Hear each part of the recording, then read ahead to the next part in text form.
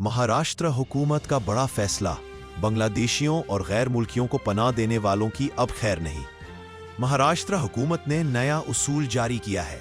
ये उसूल उन लोगों पर लागू होगा जो बांग्लादेश से गैर कानूनी तौर पर हिंदुस्तान आए हैं और यहाँ काम कर रहे हैं। हुकूमत ने कहा है कि अगर कोई मालिक ऐसे लोगों को मुलाजमत देता है तो उसे जिम्मेदार ठहराया जाएगा। मारूफ अदाकारा और मॉडल शेफाली जरीवाला की दिल का दौरा पड़ने से मौत। पुलिस ने शौहर समेत 3 अफराद के बयानात कलमबंद किए हैं। केरला के सरकारी स्कूलों में तलबा के लिए जुम्बा डांस प्रोग्राम शुरू करने के मामला ने तनाज़े की शक्ल इख्तियार कर ली है। केरला हुकूमत ने कहा कि जुम्बा डांस पर मबनी फिटनेस प्रोग्राम का मकसद तलबा की जिस्मानी व ज़हनी तंदुरुस्ती को फ़रोग़ देना है। हालांकि जुम्बा डांस शुरू करने के हुकूमत के इस फैसले पर कुछ मुस्लिम तंजीमों ने सख्त तनकीद की है।